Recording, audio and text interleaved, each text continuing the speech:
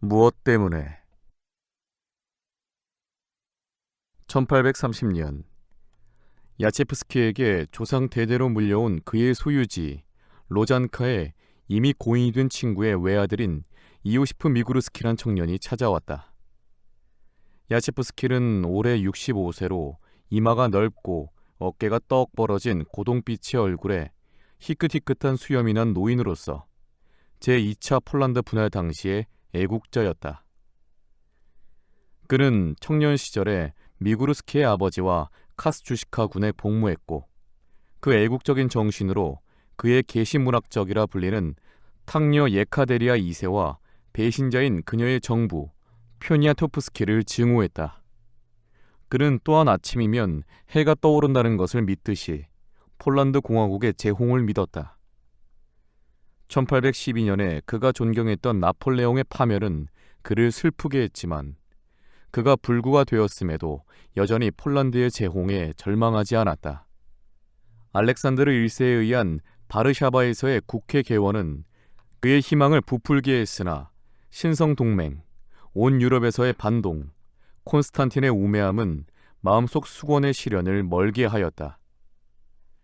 1825년에 야셰프스키는 시골에 파묻혀 외부 출입을 삼가하고 오직 자기의 영지 로잔카에 들어앉아 농사를 짓고 사냥을 즐겼으나 신문과 편지를 읽으며 여전히 자기 조국에서의 정치적 사건에 관심을 기울이고 있었다.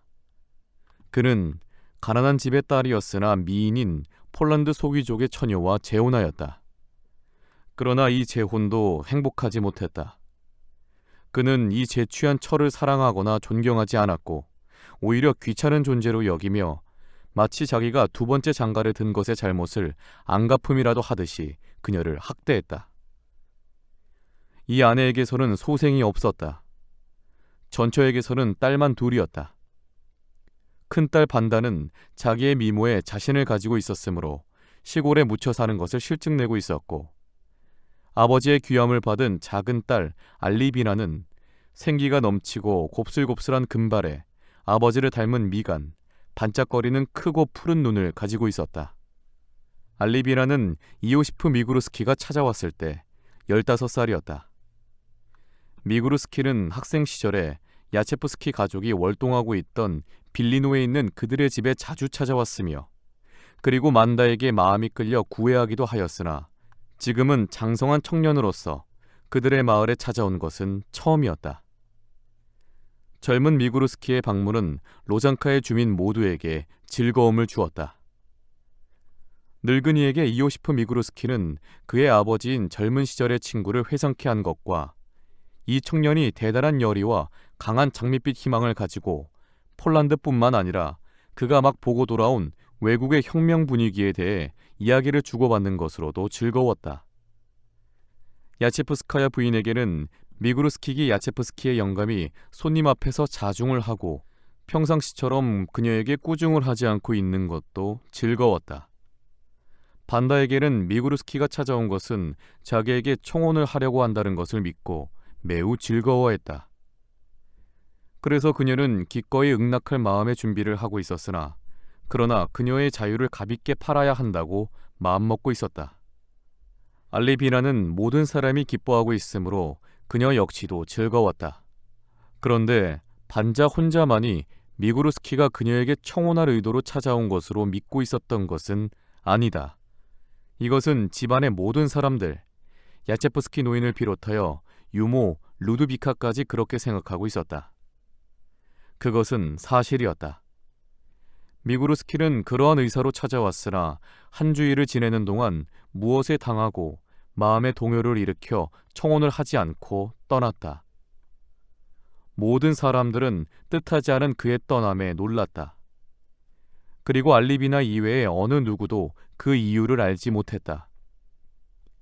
알리비나는 이 뜻밖의 떠남에 자기가 원인임을 알았다. 그가 로잔카에 체류하고 있는 동안 그녀는 미구르스키가 자기와 있을 때에만 특히 흥분하고 쾌활했다는 것을 눈치챘다. 그는 그녀를 마치 어린애 대하듯 했으며 그녀와 장난을 치고 놀기도 했다. 그러나 그녀는 여성의 본능적인 감흥으로서 그러한 태도가 어린애에 대한 것이 아니라 여성에 대한 남성의 그것을 감득했다. 그것을 느낀 것은 그녀가 그의 방을 들어섰을 때, 그가 자기를 맞아들이며 또 나갈 때 바래다주는 그 사랑에 찬 눈빛과 상냥한 미소 속에서 보았다. 그녀는 그러한 태도가 무엇에 대한 명확한 대답을 주지는 못했으나 그녀에 대한 이 태도가 자기를 즐겁게 해주었으며 또 그녀는 무의식 중에 그의 마음에 즐거움을 주려고 애썼다. 그녀가 무슨 일을 하든 그의 마음에 들었다. 그래서 그녀는 그와 같이 있는 자리에서 흥분하여 모든 것에 정성을 들였다. 그에게는 그녀가 귀여운 홀트견과 달리고 뛰면서 그 개가 그녀에게 얼굴을 핥으려고 하는 모습이 마음에 들었다. 또한 하찮은 일에도 사람을 끌어들이는 밝은 웃음과 재미있어하는 모습도 마음에 들었다. 또 지루한 목사님의 설교를 들을 때에도 진지한 얼굴을 하고 있는 것도 마음에 들었다. 그리고 특히 정확하고 유머러스하게 유모와 술에 취한 이웃, 그리고 그 자신, 즉 미구르스키를 이 모습 저 모습으로 순간적으로 표현하여 흉내내는 것이 마음에 들었다. 또 가장 마음에 들었던 것은 그녀가 마치 인생의 아름다움의 모두를 완전히 알고 마음껏 이용하려는 듯한 태도와 그 쾌활한 낙천성이었다. 그에게는 그녀의 이 특별한 낙천성이 마음에 들었으며 이 낙천성이 그를 기쁘게 한다는 것을 그녀는 알고 있었기 때문에 더욱더 깊어졌다. 그래서 알리비라는 왜 반다에게 청혼하러 왔던 미구르스키가 청혼도 않고 떠나버렸는가를 알고 있었다. 그녀는 그 사실을 누구에게도 말하려고 하지 않고 자신에게도 명확히 말하고 있지는 않았으나 그가 동생을 사랑하고 싶어 했으며 또 알리비나를 사랑하였음을 마음속 깊이 알고 있었다. 알리비나는 총명하고 교양이 있는 미모의 반다와 비교했을 때 자기가 보잘것없는 것으로 여기면서도 크게 놀랐다. 그러나 그것의 기쁨을 느끼지 않을 수 없었다. 왜냐하면 자신의 온 힘을 다하여 미구르스키를 사랑하였기 때문이었다.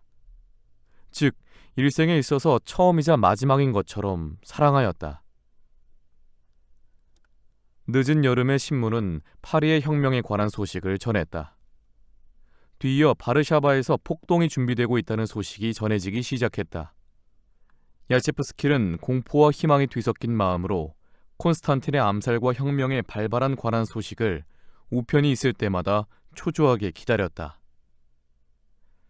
11월 말 로잔카에서는 막루에 관한 습격과 콘스탄틴 파블로비치의 도피에 관한 소식과 국회가 폴란드의 로마노프 왕가의 통치권을 빼앗고 포로피스키가 독재자로 선언되며 폴란드 국민은 또다시 자유를 누리게 되었다는 뉴스를 받았다. 폭동은 아직 로잔카까지는 번지지 않았으나 그 주민은 모두 그 진행을 지켜보고 기대하면서 그것에 대비하고 있었다. 야체프스키 노인은 폭동의 주모자 중에 한 사람과 서신을 교환하며 농사일을 하기 위해 고용한 것이 아닌 혁명 사업을 위한 유태인 하인을 비밀리 거느려 왔으며 결정적 시기에 폭동에 합류할 준비를 갖추고 있었다. 야체프스카야 부인은 평상시보다 더 많은 물건을 제공하기 위하여 마음을 써야 했고 그 때문에 그를 화나게 했다. 큰딸 반다는 바르샤바의 한 친구에게 자기의 보석과 귀금속을 혁명위원회에 헌금하도록 우송했다. 한편 알리비나는 미구르스키가 하고 있는 일에만 관심을 기울였다. 아버지를 통해서 그가 드베니스키 부대에 입대하였다는 것을 알았다. 그래서 그녀는 그 부대에 대한 모든 것을 알려고 애썼다. 미구르스키는 2번에 걸쳐 편지를 보내왔다. 한 번은 그가 군대에 입대했다는 소식이었고 다음은 2월 중순에 쓴 것으로 러시아 군의 대포 6문을 노획하고 포로들을 생포한 스토그트 싸움에서의 폴란드인의 승리에 관한 환희의 편지였다. 그는 편지에 폴란드인의 승리와 러시아인들의 패배, 만세라고 끝맺고 있었다. 알리비라는 기뻐 어쩔 줄을 몰랐다. 그녀는 지도를 펴서 러시아인들을 결정적으로 격파시키게 될 곳과 때를 헤아렸다. 그래서 아버지가 우체국에서 배달된 소포를 천천히 풀고 있을 때 얼굴이 창백해지며 몸을 떨었다. 한 번은 계모가 방에 들어갔다가 그녀가 바지와 보자 차림으로 거울 앞에 서 있는 것을 보았다. 알리비나는 남장을 하고 폴란드 군대에 합류하기 위해 집에서 뛰쳐나갈 채비를 하고 있었다. 계모는 그것을 아버지에게 알렸다. 아버지는 딸을 불러 그녀의 애국심에 대한 동감과 환희를 그녀 앞에서는 감추고 전쟁에 나가겠다는 어리석은 생각을 포기할 것을 요구하면서 엄하게 꾸짖었다. 여자에게는 할 일이 따로 있다. 즉, 조국을 위해서는 자기를 희생하는 사람들을 사랑하고 위로하는 것이다. 현재 그녀는 아버지의 기쁨과 위안을 주는 극히 필요한 존재였으며 앞으로는 아버지에게 필요한 존재가 될 것이다. 그는 딸에게 어떻게 해야 하는가를 알고 있었다. 그녀에게 자기는 실로 고독하다는 것과 불행하다는 것을 넌지시 비치며 그녀에게 입을 맞추었다. 그녀는 눈물을 감추려고 하였으나 아버지의 잠옷의 소매를 적셨다. 그리고 아버지의 승낙 없이는 어떠한 일도 하지 않겠다고 약속했다.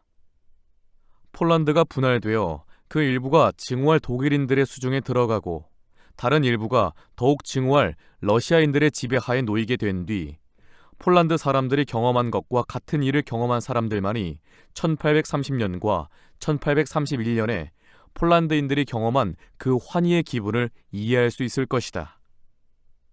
그러나 이 희망은 오래 계속되지 못했다. 세력의 불균형 때문에 혁명은 또다시 좌절되었다.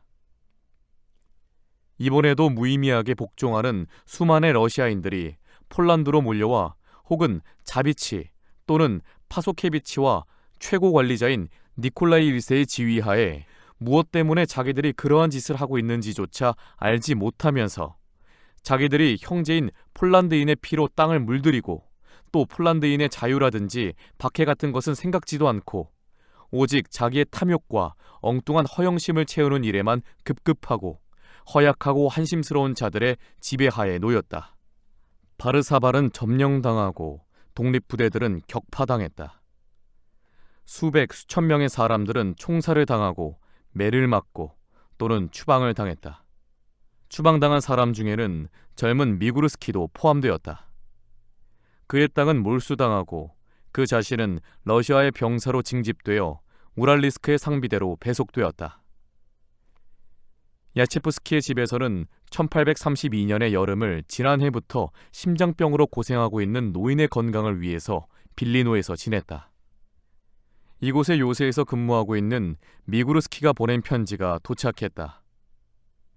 그 편지에 그가 오늘까지 참고 온 일, 그리고 앞으로도 참고 견디어 나가지 않으면 안 될 일, 아무리 고통스럽더라도 조국 폴란드를 위하여 그렇게 된 것을 자기는 기뻐하며 자기 일생의 일부분을 바쳤으며 나머지 생에도 바칠 각오를 하고 있는 거룩한 사업에 실망하지 않고 있으며 만일 내일이라도 새로운 가능성이 발견되면 자기는 분연히 투신하겠다고 적고 있었다. 소리를 내어 편지를 읽으면서 노인은 이 대목에서 흐느껴 울기 시작하며 나머지 부분을 오랫동안 읽지 못했다. 그래서 큰딸 반다가 이 편지의 나머지 부분을 읽었는데 미구르스키는 자기의 생애에 있어서 영원히 가장 밝은 하나의 점으로서 남게 될 그 마지막 방문 때에 자기의 가슴에 품었던 희망과 꿈이 비록 어떤 것일지라도 그것은 지금 말할 수도 없고 또 말하고 싶지도 않다고 쓰고 있었다. 반다와 알리비나는 이 말의 뜻을 자기 나름대로 이해했으나 그것을 아무에게도 밝히지 않았다. 이 편지의 마지막에서 미구르스키는 모든 사람들에게 안부를 전했는데 그 가운데서도 그가 지난번에 찾아갔을 때 알리비나를 대했던 것 같은 장난기 있는 어조를 편지에서는 홀트게를 물면서 지금도 그렇게 날쌔게 뛰고 있으며 낯선 사람의 흉내를 내고 있느냐고 물었다. 그는 노인에게는 건강과 어머니에게는 가사에 대한 즐거움과 반다에게는 훌륭한 배우자가 있기를, 알리비나에게는 그 쾌활성을 계속 지니라고 기원했다. 야체프스키 영감의 건강은 점점 나빠져 갔다. 그리하여 1833년 온 가족은 외국으로 이주했다. 반달은 바덴에서 어떤 부유한 폴란드인 망명자를 만나 그와 결혼했다. 노인의 명은 급속히 악화되었다.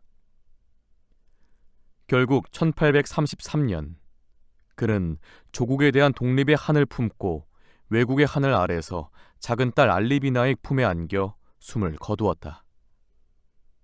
그는 아내에게 병간호를 의뢰하지 않았으며 마지막 순간까지 그녀에게 재혼하여 그가 저지른 잘못을 사과할 수가 없었다.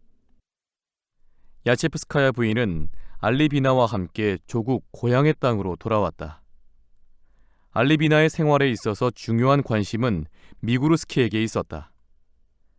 그녀의 눈에는 그가 자기의 한평생을 바쳐 섬길 수 있는 가장 위대한 영웅이자 순교자였다. 아직 외국에서 귀국하기까지는 아버지의 양해 하에 그와 서신 교환을 시작했고 그 다음에는 아버지가 직접 서신을 교환했다. 아버지가 돌아가신 뒤 그녀는 러시아로 돌아와 그와 서신을 계속했다. 그리고 그녀가 18세가 되던 해에 계모에게 자기는 시집을 가기 위해 미구르스키가 있는 우랄리스크로 가기로 결심했다고 말했다. 계모는 미구르스키가 부유한 집 딸을 유혹하여 딸에게 자기의 고통스러운 경우를 분담시키고 편하게 지내려 한다고 그를 힐난하기 시작했다.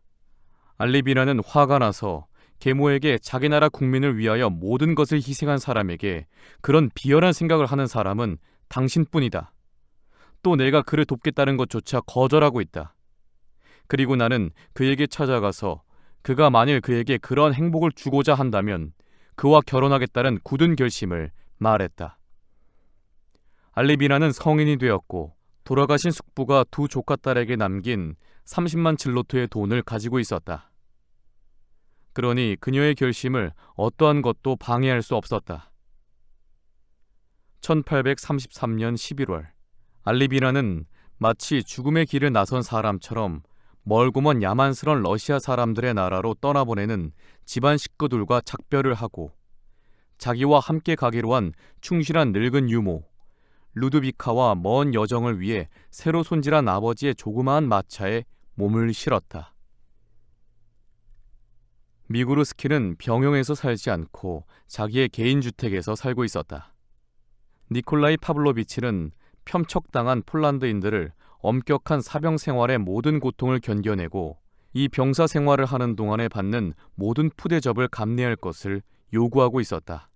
그러나 이러한 그의 명령을 준수해야 할 위치에 있던 대부분의 순진한 사람들은 이러한 폄척당한 사람들의 고통을 이해하고 있었으며 그 명령을 어김으로써 생기는 위험에도 불구하고 그 의사에 불복하고 있었다.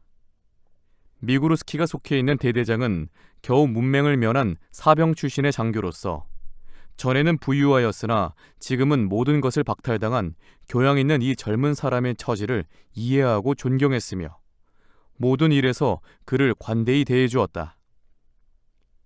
그래서 미구르스키도 병사다운 얼굴에 흰 구렛나룻을 하고 있는 육군 중령의 온후함을 높이 사지 않을 수 없었으며 그의 온정에 보답하기 위해 육군 견습사관학교 입학시험을 준비하고 있는 그의 아들에게 수학과 프랑스어를 가르쳐주기도 했다.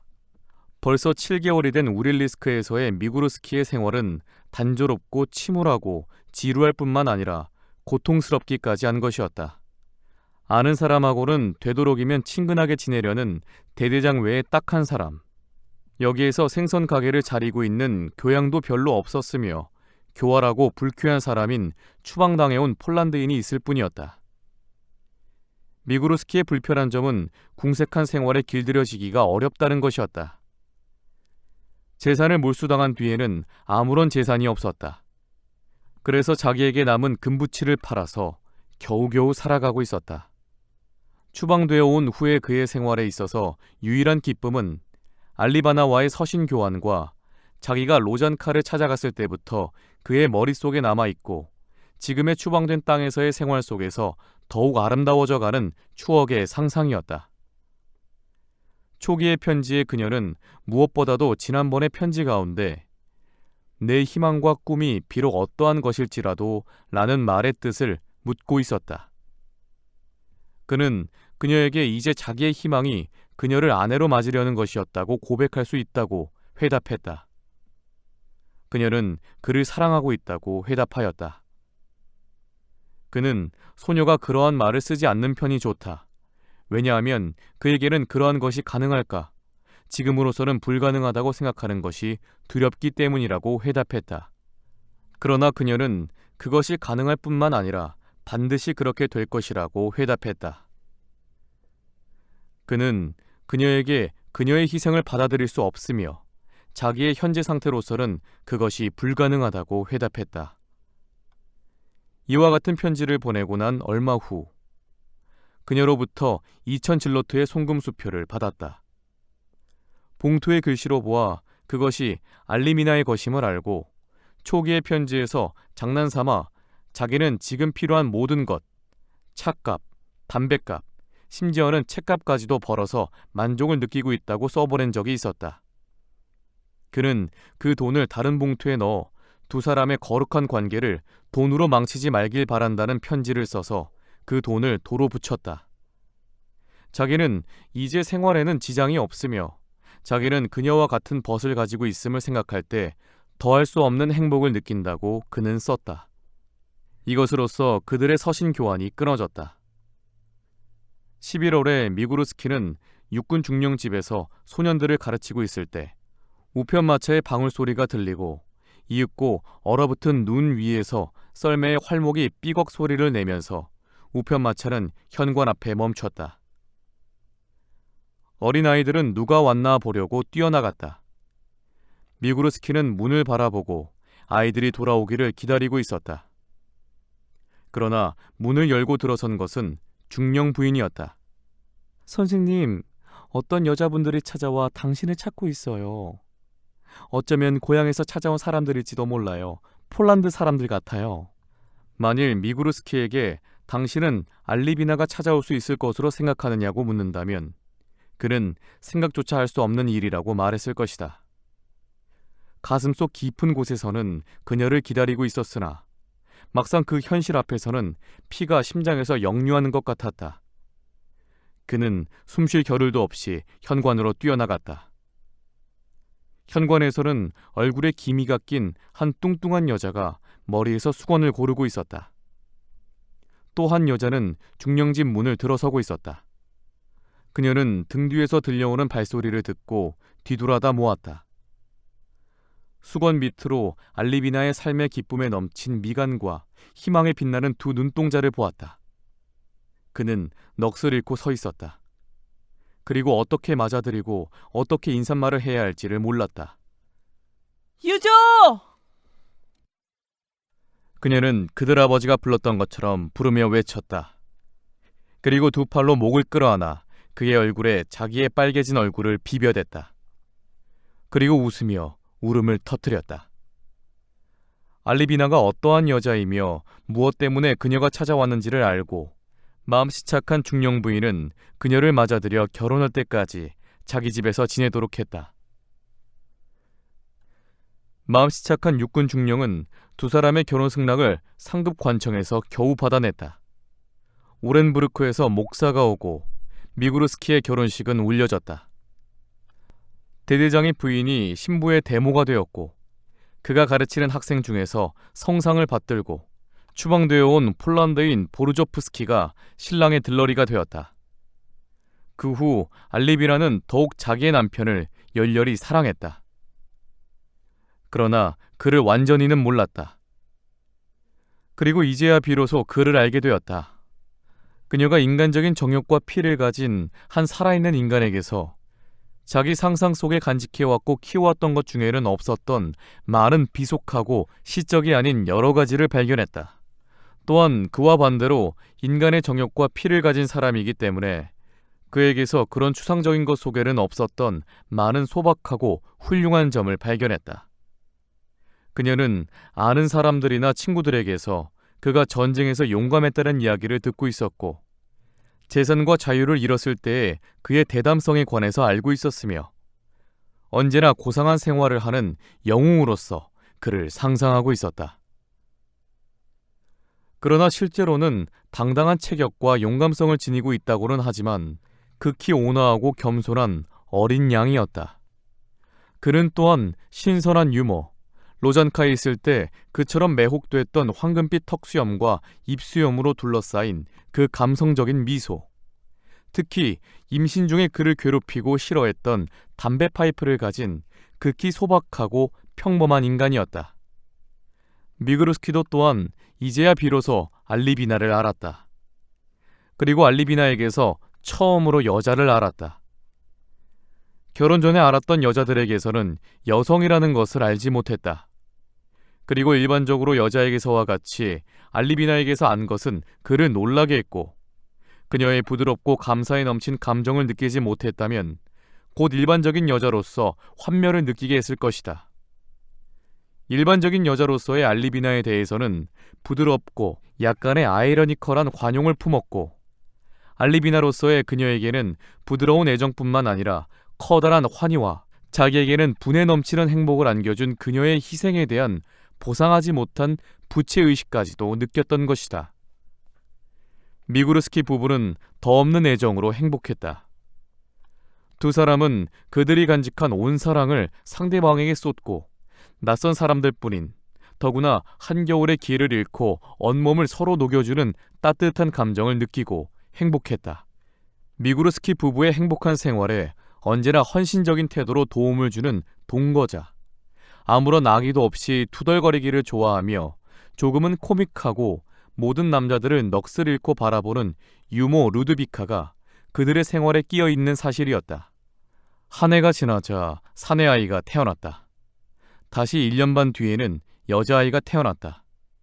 사내아이는 어머니를 꼭 닮았다. 그 눈과 그 장난기와 우아함은 어머니와 꼭 같았다. 여자아이는 건강하고 예뻤다. 미구르스키 부부는 자녀들에 의해서도 행복했다. 불행한 것이라면 조국을 멀리 떠나 있다는 것과 본래의 사기들의 지위와 생활보다 거리가 먼 처지에 습관되지 못한 데서 오는 괴로움이었다. 특히 이 형편없는 대우 때문에 알리비나는 더욱 괴로워했다. 그녀의 유조, 영웅이요, 이상인인 그가 모든 장교 앞에서 부동 자세를 취하고 총의 조작을 연습해야 했고, 보초가 되어 모든 명령에 고분고분 복종해야 했다. 그뿐만 아니라 폴란드에서 일어나는 소식들은 더없이 슬픈 것들이었다. 그것은 모든 일가 친척과 벗들이 재산을 몰수당하고 혹은 국외로 추방되고 도피했다는 소식이었다. 미구르스키 부부에게는 이러한 현실이 언제 끝날지 짐작할 수가 없었다. 사면을 받거나 현재의 처우를 개선하거나 또는 장교로 승진해 보려는 온갖 운동의 시도도 목적을 달성하지 못했다. 니콜라이 파블로비치는 열병, 관병식 연습을 끊임없이 거행하고 가면 무도회에 나가 광대들과 놀기도 하고 추구예프에서 노보로시스크, 페테르스부르크, 모스크바로 온 러시아를 말을 몰아 뛰어다니면서 국민들을 놀라게 하였다. 어떤 용기 있는 사람이 그에게 그가 항상 찬양하고 있는 조국에 대한 사랑 때문에 추방당하고 고통받는 12월 당원들이나 폴란드인들의 형벌을 경감시켜줄 것을 청원했을 때 그는 가슴을 내밀면서 흐릿한 눈을 한가운데 못을 받고 이렇게 말했다. 그대로 놔두게. 마치 언제까지는 시기상조요, 어느 시기가 적당한지를 다 아는 듯이 말했다. 이래서 모든 측근자, 그 주위의 장군, 시종관, 또 이들의 부인들은 누구나 그의 뛰어난 통찰력과 총명함에 감동하는 것이었다. 그러나 대체로 미구르스키의 생활에는 불행보다는 행복한 편이 많았다. 그들은 이렇게 하여 5년이란 세월을 보냈다. 그러나 돌연 뜻하지 않은 커다란 슬픔이 그들에게 닥쳤다. 먼저 여자아이가, 이틀 뒤에는 사내아이가 병에 걸렸다. 사내아이는 사흘 동안 앓다가 의사의 도움도 받지 못하고 나흘째에는 죽고 말았다. 그 이틀 뒤인 여자아이도 죽어버렸다. 알리비나가 우랄강에 투신 자살하지 않은 것은 자살의 소식을 들었을 때 남편의 마음을 헤아리기가 너무나 두려웠기 때문이었다. 그러나 산다는 것이 그녀에게는 더욱 괴로웠다. 전에는 그토록 부지런하고 명랑하던 그녀가 이제는 모든 가사를 루드비카에게 맡겨버리고 몇 시간이고 무엇 하나 하지 않고 눈에 비치는 것을 묵묵히 바라보면서 앉아 있었다. 또한 갑자기 일어나 자기 방으로 뛰어들어가 남편과 루드비카의 위로에도 불구하고 고개를 저으며 제발 자기 혼자 있게 해달라고 애원하면서 조용히 울기 시작했다. 여름이 되자 그녀는 어린애들의 무덤을 찾아가 어린애들이 살아있을 때의 일과 만일 의사의 도움을 쉽게 받을 수 있는 도시에서 살았다면 어린 것들이 살아있을 것이라는 생각으로 가슴을 쥐어짰다. 무엇 때문에? 하고 그녀는 생각했다. 유조나 나도 우리들은 태어난 그대로 그의 부모나 조부모가 살았던 것처럼 살고 나는 오직 그와 함께 살며 그를 사랑하고 자식들을 사랑하며 또 그들을 양육하며 살아가는 것 외에 어떤 것도 바라지 않고 있다. 그런데 남편은 조국에서 추방되어 이 고통을 당하고 있고 나는 나대로 나에게 있어서 태양보다 더 귀한 것을 빼앗기고 말았다. 왜? 무엇 때문에? 그녀는 이런 물음을 사람들에게나 신에게 들이댔다. 그러나 그녀는 그 어떤 대답의 가능성도 기대할 수 없었다. 하지만 그것에 대한 대답 없이는 생활이 존재하지 않았다. 그리하여 그녀의 생활은 멈추어졌다. 전에는 여성다운 취미와 우아하게 꾸밀 줄 알았던 처량한 추방 생활은 이제 그녀로서는 도저히 참기 어려운 것이었을 뿐만 아니라 그녀를 위로하고 어떻게 하면 그 고통에서 구할 수 있을까를 모르고 있는 미구르스키에게도 견디기 어려운 것이 되었다. 미구르스키 부부에게 가장 괴로웠던 이 시기에 시베리아에서 폴란드의 신부 시로친스키의 주동에 의하여 일어난 폭동과 탈주 계획에 참여했던 폴란드인인 로소로프스키가 우랄리스크에 도착했다. 로소로프스키는 미구르스키와 마찬가지로 태어났을 때의 그대로의 사람들, 즉 폴란드인이 되고자 한 것 때문에 시베리아로 추방당한 수천의 사람들과 마찬가지로 그 일에 참가하여 태형을 당하고 미구르스키가 있는 대대에 배속당한 사람이었다. 전직 수학교사인 로소로프스키는 양쪽 볼이 움푹 들어간 주름이 많은 이마에다 키가 훤칠하게 컸으며 등이 조금 굽은 깡마른 사내였다. 도착하던 첫날 저녁에 미구르스키 집에서 차를 마시면서 자연스럽고 침착한 음성으로 그 사건 때문에 받았던 또는 받고 있는 고통에 대하여 이야기했다. 그 사건은 이러했다. 신부 시로친스키는 시베리아 전체를 포함한 비밀 결사를 조직했다. 그 목적은 카자크 부대와 상비대에 소속되어 있는 폴란드인들의 도움으로 병사들과 유배되어 온 죄수들로 하여금 폭동을 일으키게 하고 옴스크에 있는 포병대를 점령하여 모든 사람들을 해방시킨다는 것이었다. 그런데 그것이 잘 되었습니까? 하고 미구르스키는 물었다. 잘 되었고 말고요. 모든 것이 다 준비되었으니까요. 로소로프스키는 침울하게 얼굴을 찌푸리면서 말했다. 그리고 차분한 음성으로 해방계획의 전모와 성사를 위한 모든 수단과 또는 실패로 돌아갔을 때 주동자들을 구출하기 위하여 마련된 모든 방법을 이야기했다. 두 놈의 배신자만 없었다면 성공은 확실한 것이었다.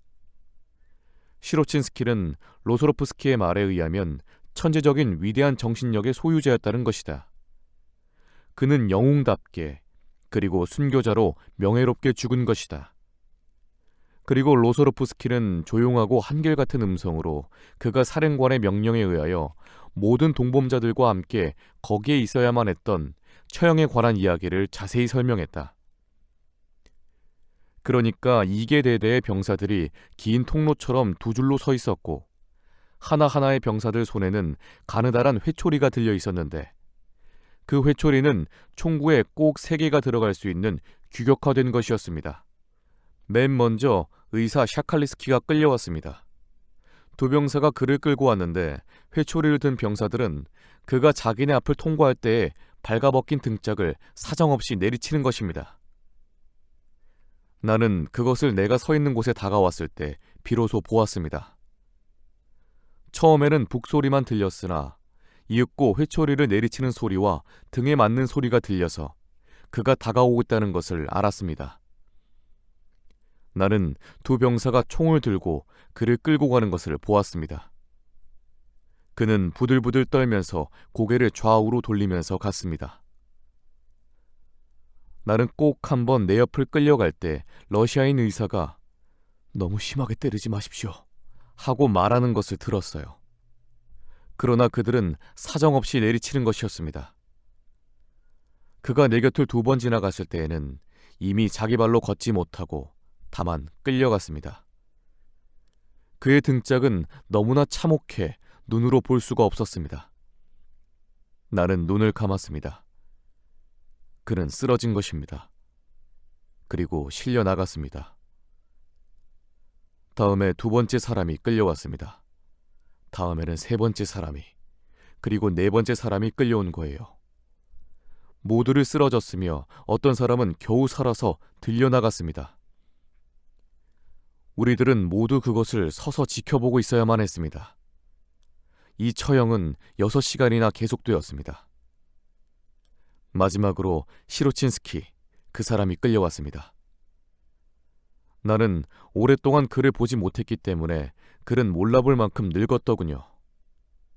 주름투성이었으나 면도를 한 그의 얼굴은 파리했습니다.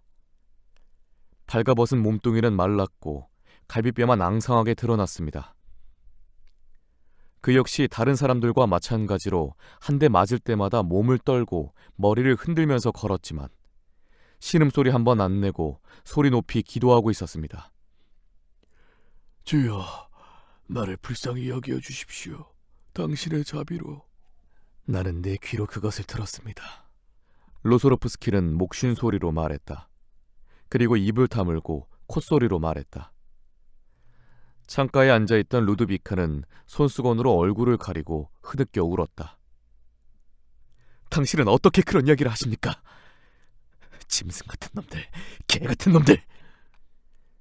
미구르스키는 그렇게 외치면서 파이프를 내던지고 의자에서 벌떡 일어나 빠른 걸음으로 어두운 침실로 가버렸다.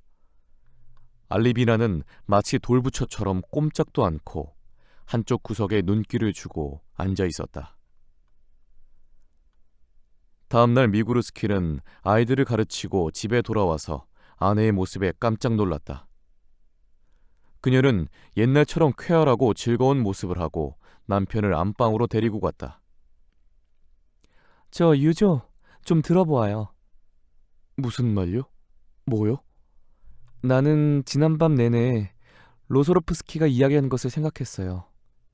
그래서 나는 이렇게 결심했어요. 나는 이렇게는 살 수 없다.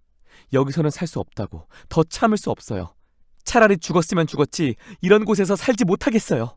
그럼 어떻게 하면 좋지? 도망가는 거예요. 도망가자고? 어떻게? 나는 궁리를 했어요. 들어보세요.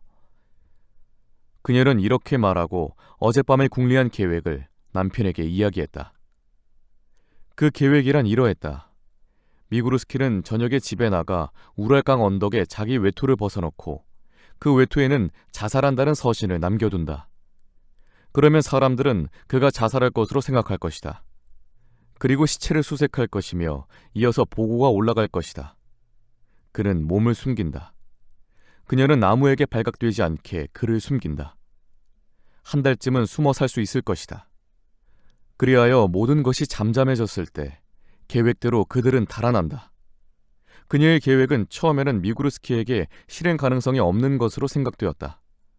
그러나 그날 밤 그녀가 아주 적극적이고 확신을 가지고 설복하는 바람에 그는 결국 찬동하게 되었다.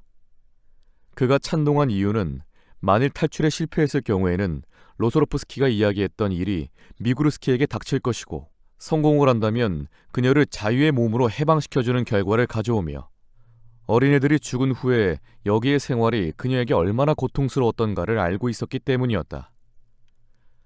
로소로프스키와 루드비카에게도 이 계획을 알렸다. 오랜 상의와 변경과 수정을 거쳐 탈출 계획은 짜여졌다. 처음에는 이렇게 실행하려고 했다. 즉, 미구르스키는 자살한 것으로 꾸민 뒤 혼자 걸어서 도망간다.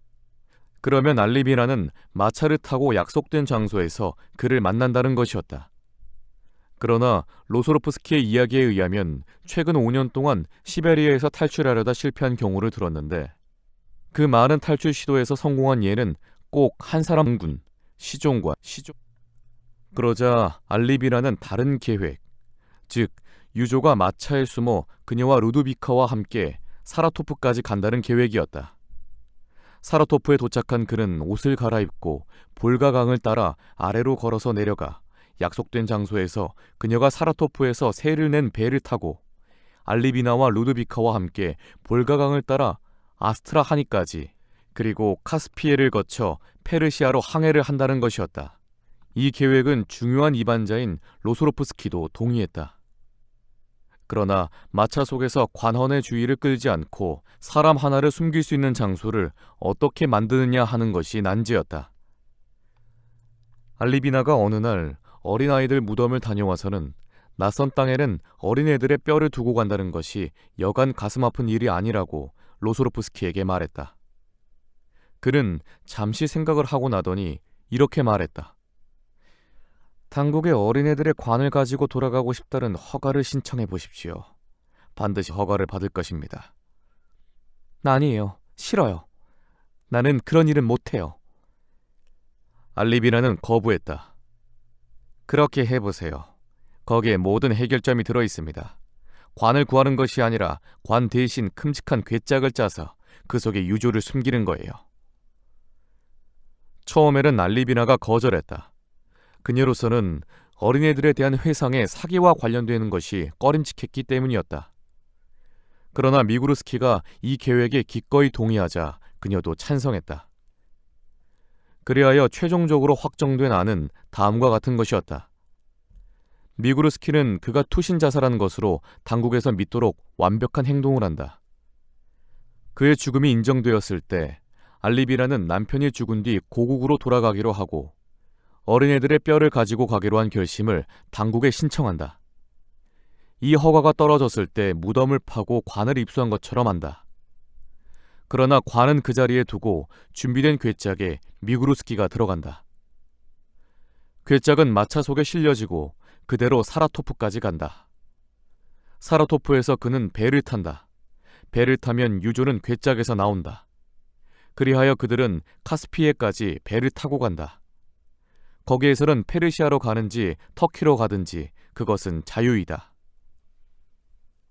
먼저 미구르스키 부부는 루드비카를 고국으로 돌려보낸다는 이유로 여행마차를 샀다. 다음에 마차 속에다 사람 하나가 들어가 있어도 질식하지 않고 비록 몸을 웅크리기는 해도 누워있을 수 있는 그리고 쉽게 의심이 가지 않을 정도의 빠른 동작으로 출입할 수 있는 괴짝을 만들기 시작했다. 특히 훌륭한 손재주를 가진 로소로프스키의 도움이 컸던 것이다. 그리하여 괴짝은 완성되었다.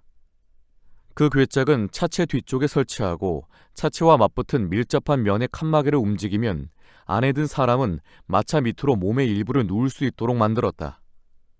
그뿐만 아니라 괴짝 속에는 공기가 통하도록 구멍을 뚫고 그 윗면과 측면은 방짜리 초석을 덮어 새끼로 묶어야 했다. 거기서의 출입은 마차 안의 좌석 밑으로 통해서 할 수 있게 했다. 여행마차와 괴짝이 마련되자 이번에는 아직 남편이 실종되기 전에 알리비라는 당국에 대비할 생각에서 육군 중령에게 찾아가 남편이 요즘 우울증에 빠져 자살을 기도하였다며 자기의 남편이 걱정되니 당분간 그에게 휴가를 좀 주었으면 좋겠다고 건의했다. 그녀의 외교 수완은 이런 때 큰 도움을 주었다. 그녀에 의해서 연출된 불안과 남편에 대한 걱정은 육군 중령을 감동시켜 가능한 한 허락하겠다는 약속을 자연스럽게 받아냈다. 뒤이어 미구르스키는 볼가강의 언덕에 벗어놓은 자기 외투의 소매뿌리에서 발견될 편지를 작성했다. 그리고 약속된 날 저녁에 우랄강으로 나가 어두워지기를 기다렸다가 강 언덕에 편지가 든 외투를 벗어놓고 아무도 모르게 집으로 돌아왔다. 자물쇠가 잠겨진 천장방 위에 그를 위한 장소가 준비되어 있었다. 밤이 늦어지기를 기다렸다가 알리비나는 루드비카를 육군 중령에게 보내 남편이 약 20시간 전에 집을 나가 돌아오지 않는다고 알렸다. 아침에 그녀에게는 남편의 편지가 전달되었다. 그녀는 아주 절망적인 모습으로 눈물을 흘리면서 그것을 육군 중령에게로 가지고 갔다. 일주일 뒤 알리비나는 고국으로 떠나겠다는 청원을 냈다. 미구르스카야 부인에 의해서 표현된 슬픔은 그녀를 지켜본 모든 사람을 감동시켰다. 모든 사람은 불행한 어머니이자 가련한 아내인 그녀를 불쌍하게 여겼다. 그의 출발이 허락되었을 때 그녀는 어린애들의 시체도 가지고 가겠다고 하며 당국의 허락을 청원했다. 당국은 그녀의 감정적인 모정에 매우 감탄하며 기꺼이 허락했다. 이 허가를 받은 다음날 저녁에 로소로프스키는 알리비나와 루도비카와 함께 새를 수레해 어린애들이 들어갈 궤짝을 싣고 묘지로 갔다. 알리비나는 어린애들의 무덤 옆에 무릎을 꿇고 기도를 하다가 일어나 눈물을 닦으며 로소로프스키에게 가서 말했다. 당신이 해주세요. 저는 못하겠어요. 알리비나는 옆으로 비켜섰다. 로소로프스키와 루드비카는 묘석을 옮기고 삽으로 무덤의 윗부분을 파헤쳐진 것처럼 보이게 했다. 모든 것이 끝나자 그들은 알리비나를 불러 흙이 채워진 궤짝과 함께 집으로 돌아왔다. 출발 일자가 다가왔다. 로소로프스키는 계획이 거의 성공적으로 끝마쳐진 것을 기뻐했다. 루드비카는 도중에 먹을 것을 만들면서 그녀가 좋아하는 격언을 중얼거리며 두려움과 기쁨으로 심장이 터질 것만 같다고 말했다. 미구르스키는 자기가 한 달 이상이나 숨어있던 천장에서 풀려나온 것을, 그리고 알리비나가 활기를 되찾은 것과 그녀의 낙천성에 기뻐했다. 그녀는 예전의 모든 슬픔과 온갖 위험을 잊어버리기라도 한 것처럼 처녀 시절에 했던 그 모습으로 천장방으로 달려오면서 억누를 수 없는 기쁨으로 빛나고 있었다. 아침 3시경에 호송을 맡은 카자크 한 사람이 찾아오고 또 3마리의 말과 마부를 데리고 왔다. 알리비나는 루드비카와 함께 기르던 강아지를 데리고 융단으로 덮인 여행마차의 좌석에 앉았다. 카자크와 마부는 마부석에 앉았다. 농부 옷으로 갈아입은 미구르스키는 마차에 실린 궤짝 속에 누워 있었다. 그들은 시가지를 빠져나왔다. 당당한 세필의 말은 해를 지난 수염갈의 꽃풀이 무성한 쟁기질이 되지 않은 끝없는 들판 가운데로 돌처럼 다져진 길을 따라 여행마차를 끌고 갔다. 알리비나의 심장은 벅찬 희망과 기쁨으로 멎을 것만 같았다. 그 기분을 나누어 갖고 싶은 마음에 가끔 미소를 지으면서 루드비카를 향하여 고개짓으로 마부석에 앉아있는 카자크의 넓은 등을 가리키기도 하고 마차 밑바닥을 가리키기도 했다. 정색을 하고 있는 루드비카는 꼼짝도 하지 않고 앞을 바라보며 약간 입술을 움직일 뿐이었다. 날씨는 맑고 맑았다. 사방은 끝없이 넓었으며 아침 햇살을 담은 은빛 수염 가래꽃풀은 멀리까지 퍼져 있었다. 다만 아스팔트 길에서처럼 바시키레인들의 말에 쇠발굽을 단 말발굽 소리가 울퉁불퉁한 도로 양옆에서 들려오고 있었다. 그리고 흙으로 덮인 시베리아 퀴들의 언덕이 보였다. 거기에는 작은 동물이 망을 보고 서 있다가 위험이 닥칠 때는 위험을 알리는 날카로운 소리를 내고 구멍 속으로 숨어버린다. 가는 도중에 홍 나그네들을 만나면 미를 운반하는 카자크 사람들의 짐술의 행렬과 말을 탄 바시키레인들을 만났는데 우리 마차를 끌고 가는 카자크는 타타르 언어로 말을 주고받았다. 어느 역의 말들은 생기가 있고 포동포동 살이 쪄 있다고 알려주기도 했다. 알리비나가 건네주는 술값은 마부들로 하여금 그들이 말하고 있는 전령처럼 쏜살같이 앞길을 달리게 하는 구실을 했다. 처음 당도한 역에서 먼저 마부는 자기 말을 끌고 돌아가고 새 마부가 아직 말을 끌고 오지 않고 있어서 카자크가 밖으로 나갔을 때 알리비나는 허리를 굽혀 남편에게 물었다. 기분은 어떠세요? 무엇이 필요해요? 아주 좋아요. 아무것도 필요한 것 없어요. 이 정도라면 이틀 밤낮은 편히 가겠어. 해질 무렵에 보르가치의 큰 마을에 도착했다. 남편의 몸을 좀 펴게 하고 활기를 되찾게 하기 위하여 알리비나는 마차를 역에 세우지 않고 여관 앞에 세웠다. 그리고 카자크에게 돈을 주어 달걀과 우유를 사달라고 심부름을 보냈다. 여행마차는 처마 밑에 세워져 밖은 컴컴했다. 루드비카에게 카자크를 망보게 하고 알리비라는 남편에게 먹을 것을 주었다. 그리고 카자크가 돌아오기 전에 마차 밑에 비밀 장소로 들어갔다. 이곳에서 다시 말들을 바꾸어 여행을 계속했다. 알리비라는 점점 마음이 흥분되는 것을 느꼈다. 그녀는 자기의 기쁨과 끓어오르는 감정을 억제할 수 없었다. 그녀에게는 루드비카와 카자크, 그리고 강아지 트레조르카 외에는 이야기할 상대가 없었다. 그녀는 그들에게서 위안을 얻었다.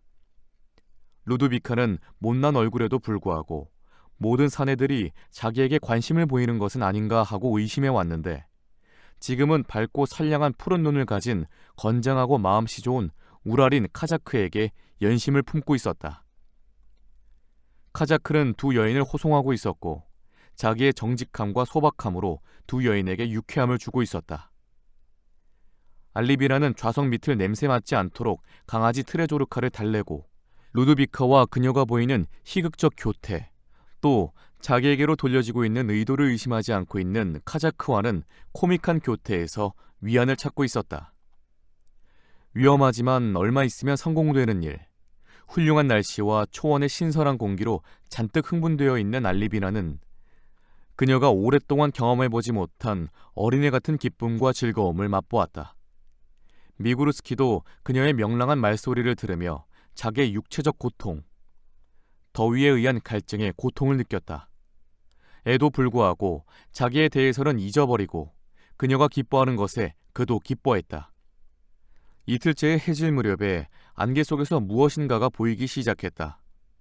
그것은 사라토프시와 볼가강이었다. 카자크는 초원 생활에 익숙한 경험에 의하여 그것이 볼가강의 등대이며 그 등대가 보인다고 루드비카에게 가리켰다. 루드비카도 자기도 보인다고 말했다. 그러나 알리비나는 아무것도 보이지 않았다. 그리하여 일부러 남편이 알아듣도록 큰 소리로 이렇게 말했다. 시라토프시와 볼가강이에요. 마치 트레조르카와 이야기하듯 알리비나는 자기가 본 모든 것을 남편에게 이야기해 주었다.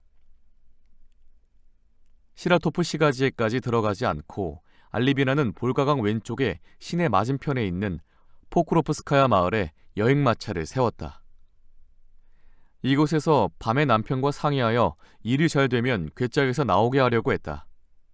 그러나 카자크는 짧은 봄밤을 마차에서 떠나지 않고 처마 밑에 세워진 빈수레 안에서 지새우는 것이었다. 루드비카는 알리비나의 지시대로 마차 안에 앉아 있었다. 그리고 카자크가 자기 때문에 마차에서 떠나지 않고 있는 것으로 착각하고 눈짓을 보내며 웃음을 띠고 자기의 주근깨 얼굴을 손수건으로 가렸다. 그러나 알리비나는 카자크가 무엇 때문에 마차에서 떠나지 않고 저렇게 붙어있는지 점점 불안해지기 시작했다. 5월의 희뿌연 짧은 밤에 알리비나는 여관방에서 몇 번이나 나와 불쾌한 냄새가 나는 복도를 지나 뒤쪽의 층계로 나갔다. 카자크는 여전히 자지 않고 여행마차 옆에 빈수레에 발을 뻗고 앉아 있었다. 날이 밝아옴을 알리는 수탉의 울음소리가 마당에서 들려왔을 때 알리비나는 아래로 내려가 남편과 이야기를 나눌 수 있었다. 카자크는 빈수레에서 발을 쭉 뻗고 코를 걸며 자고 있었다. 그녀는 마차 옆으로 조심스럽게 다가가 괴짝을 두드렸다. 유조, 대답이 없었다. 유조, 유조! 그녀는 놀라 큰 소리로 불렀다. 왜 그래요, 여보? 뭐야? 조는 듯한 음성이 괴짝 속에서 들려왔다. 왜 대답이 없어요? 잠깐 잠이 들었어. 그녀는 목소림의 울림으로 미루어 보아 그가 미소를 짓고 있다는 것을 알았다. 나가는 거야? 안 돼요. 여기 카자크가 있어요. 이렇게 말하고 그녀는 수레에서 자고 있는 카자크를 돌아보았다. 그런데 깜짝 놀랐다. 카자크는 코를 골고 있었는데 그의 눈, 선량한 눈은 뜨고 있었다. 그리고 그녀를 보고 있었다. 그녀와 시선이 마주치자 눈을 감아버렸다. 이것은 내가 그렇게 생각했던 것뿐일까? 아니면 정말 그가 자지 않고 있었던 것일까? 알리비나는 자문했다. 아마 그렇게 여겨진 것이겠지. 그녀는 다시 괴짝 쪽으로 몸을 돌렸다.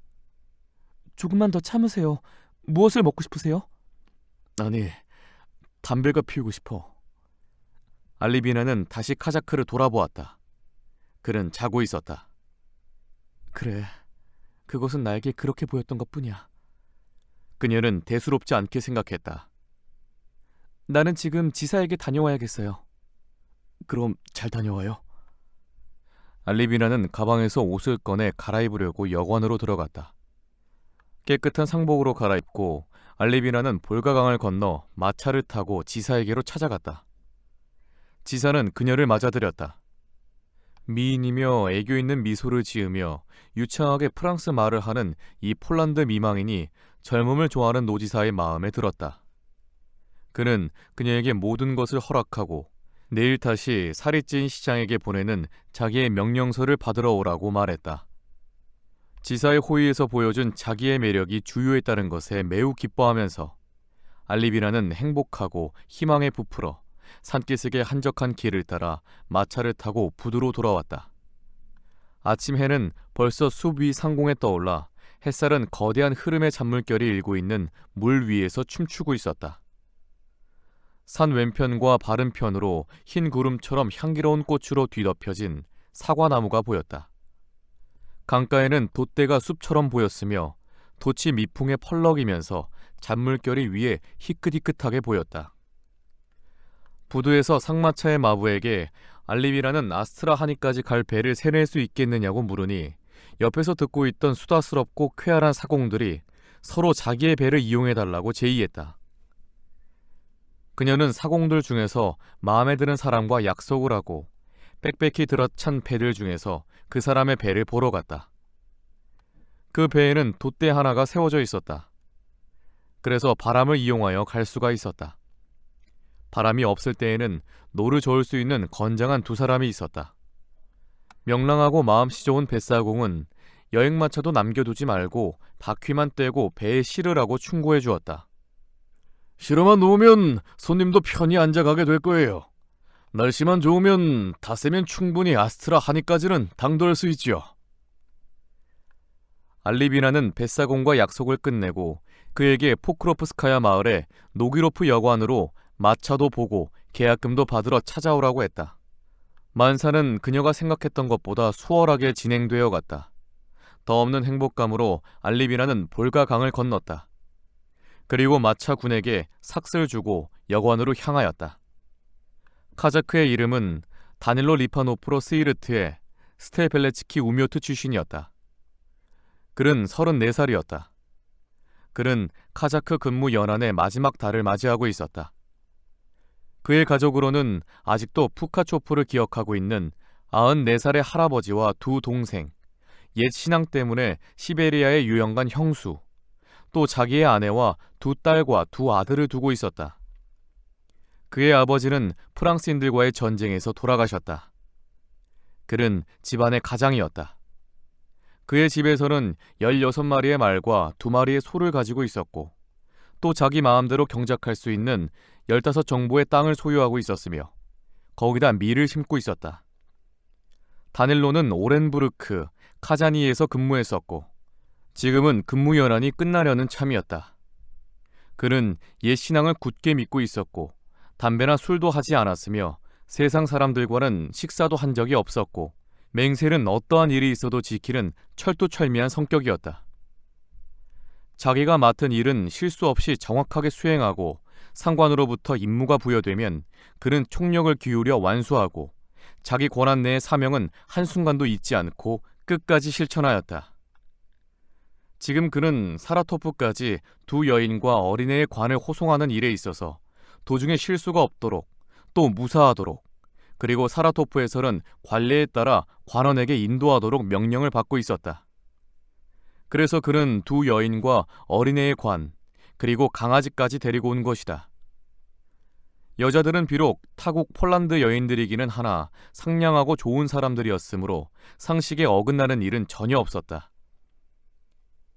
그런데 여기서 즉 포크로프스카야 마을에서 저녁 때에 마차 옆을 지나가는데 강아지가 마차 안으로 뛰어들어가 거기서 꼬리를 흔들며 꿍꿍거리는 것을 보았다. 그리고 마차 밑에서 무슨 소리가 들리는 것 같았다. 폴란드 여자 중 한 사람이 마차 안의 강아지를 보자 기겁을 하며 강아지를 끌어내 갔다. 저기에 무엇인가 있군. 카자클은 그것을 살피기 시작했다. 젊은 폴란드 여자가 이른 새벽에 여행마차 옆에 나왔을 때 그는 자른 척하며 괴짝에서 남자 목소리가 나는 것을 똑똑히 들었다. 아침 일찍 그는 경찰서로 찾아가 자기가 맡은 폴란드 여인들이 무엇인가 수상한 일을 하고 있으며 괴짝 속에 어린애 시체 대신 어떤 산 사람을 운반하고 있다고 신고했다. 알리비나는 어쩔 줄 모르는 기쁨과 즐거운 마음으로 이제는 모든 것이 끝나 며칠 뒤면 자유의 몸이 될 것을 확신하고 여관으로 왔을 때 그녀는 놀라움과 함께 대문에 두 필의 말과 두 카자크가 서 있는 것을 보았다. 문간에서는 마당을 들여다보는 사람들이 몰려 있었다. 그녀는 희망과 기쁨으로 넘쳐 있어서 한 쌍의 말과 몰려있는 군중들이 자기와 관련이 있으리라고는 미처 생각지 못했다. 그녀는 마당으로 들어서는 순간에 자기들의 마차가 서 있던 처마 밑을 힐끗 쳐다보고 나서야 군중이 자기들의 마차에 몰려있는 것과 또 강아지 트레조르카가 절망적으로 짖고 있는 것을 들었다. 일어날 수 있는 가장 두려운 일이 일어났던 것이다. 여행마차 앞에는 햇빛에 반짝이는 단추와 견장이 붙은 깨끗한 제복과 윤이 나는 장화를 신은 검은 구렛나룻에 의젓한 사내가 서서 무엇인가를 목이 쉰 소리로 명령하고 있었다. 그의 앞 두 병사 사이에 머리가 헝클어지고 지푸라기가 붙은 농사꾼 옷을 입고 서 있는 유조가 보였다. 그는 자기 주위에서 일어나고 있는 일이 아무래도 납득이 안 가는 태도로 어깨를 올렸다 내렸다 하고 있었다. 강아지는 자기가 모든 불행의 원인이라는 것도 모르고 서장을 향해서 앙칼지게 짖고 있었다. 알리비나를 보자 미구르스키는 몸을 부르르 떨면서 그녀에게로 가려다가 병사들에게 제지를 당했다. 아무것도 아니야. 알리비나, 아무것도. 미구르스키는 온화한 미소를 보냈다. 아, 바로 아주머니시군요. 이리 오십시오. 이것이 당신의 아이들 관입니까? 경찰서장은 미구르스키를 향해 눈짓으로 가리키며 말했다. 알리비나는 대답을 하지 않고 그저 가슴을 움켜잡고 입을 벌린 채 공포에 질려 남편의 얼굴만 바라보았다. 이러한 일은 죽음 직전과 대체로 인생에 있어서 결정적인 순간에 흔히 있는 일인 것처럼 그녀는 일순간에 모든 공포의 감정들을 경험했던 것이다. 그러나 아직 자기의 불행을 알지도 믿을 수도 없었다. 그녀가 느낀 첫째의 감정은 오랫동안 익숙한 것, 지금 남편을 자기들의 소나기에 넣고 난폭하고 거칠게 다루고 있는 그들 앞에서 모욕을 당하고 있는 그녀의 영웅인 남편을 볼 때 능욕당한 오만의 감정이었다. 어떻게 저들이 모든 사람들 중에서 가장 훌륭한 내 사람을 잡을 수 있는가? 이런 감정과 동시에 일어나는 것은 불행의 의식이었다. 불행의 의식은 그녀의 생애에 있어서 최대의 불행, 즉 어린애들의 죽음에 대한 회상을 불러일으켰다. 그러자 지금 무엇 때문에 자식들을 빼앗겼는가 라는 의혹이 생겼다. 무엇 때문에 자식들을 빼앗겼는가 하는 문제는 다시 무엇 때문에 지금 모든 사람보다 훌륭한 사람인 내 남편이 파멸되고 고통받아야 하는가 하는 의혹을 불러일으켰다. 그리고 그녀는 그를 기다리고 있는 치욕적인 형벌이 자기 한 사람에게 원인이 있다고 생각했다. 저 사람은 당신과 어떤 사이입니까? 당신의 남편인가요? 경찰서장은 되풀이해서 물었다. 무엇 때문에? 무엇 때문에? 그녀는 갑자기 외쳤다. 그리고 히스테릭한 웃음을 시작하더니 마차에서 떼어난 괴짝 위에 쓰러졌다. 눈물로 온 얼굴을 적신 루드비카가 몸을 떨면서 그녀에게로 다가왔다. 마님, 가련한 마님, 하나님께서 구해주실 것입니다. 별일 있으려고요. 괜찮을 거예요. 그녀는 알리비나의 손을 만지며 말했다. 미구르스키는 수갑이 채워지고 마당에서 끌려나갔다. 그것을 보자 알리비나는 뒤따라 쫓아갔다. 용서해주세요. 나를 용서해주세요. 모든 것은 잘못이에요. 나 한 사람 잘못이에요. 누구의 잘못인지는 조사하면 알아요. 당신에게도 잘못이 있겠죠. 경찰서장은 이렇게 말하고 그녀를 한 손으로 밀어젖혔다. 미구르스키는 부두로 끌려갔다. 알리비나는 지금 자기가 무슨 짓을 하고 있는지조차 모른 채 그의 뒤를 따라가며 그녀를 위로하는 말은 들은 척도 안 했다. 카자크 다닐로 리파노프는 그동안 줄곧 마차 옆에 서서 침울한 표정으로 경찰서장과 알리비나를 번갈아 쳐다보며 서 있었다. 미구르스키가 끌려갔을 때 혼자 남은 강아지 트레조르카가 꼬리를 흔들며 그에게 매달렸다. 강아지는 여행을 하는 동안 그와 친하게 되었다. 카자크는 마차에서 멀찌감치 물러서자 갑자기 모자를 벗어 땅바닥에다 힘껏 팽개쳤다. 그리고 강아지를 발로 걷어차고 음식점을 찾아 들어갔다. 자기에게 있는 돈과 옷가지를 내고 음식점에 있는 술을 몽땅 마셔버렸다. 그리고 다음날 밤이 되어 겨우 도랑 속에서 잠이 깨었을 때 비로소 자기를 집요하게 괴롭혔던 문제, 괴짝 속에 폴란드인이 숨어있다는 것을 신고한 것이 과연 잘한 것일까 하는 생각을 더 이상 하지 않기로 했다. 미구르스킬은 재판을 받고 도주한 대가로 병사들에 의한 1000대의 태형을 선고받았다. 페테르스부르크에 사는 일가 친척들과 반다가 그의 가명을 위한 진정서를 내서 그는 결국 시베리아로 추방을 당해 거기서 영주하게 했다. 알리비나도 그를 따라 떠났다. 니콜라이 파블로비치는 폴란드에서뿐만이 아니라 온 유럽에서까지 혁명의 봉기를 짓밟아 버린 것에 대해 기뻐하고 있었다. 그리고 러시아의 전제 정치의 법을 위반하지 않고 러시아 국민의 행복을 위해서 폴란드를 러시아의 권력 속에 장악할 수 있게 됨을 자랑했다. 또 그에게서 훈장과 금빛으로 빛나는 제복을 하사받은 무리들이 그를 찬양했기 때문에 자기는 위대한 인간이며 자기는 인류에게, 특히 그들이 무의식 중에 그들을 타락과 우매함으로 몰아넣는데 온 힘을 기울인 러시아 사람들에게 위대한 행복이 되고 있다고 믿고 있었다.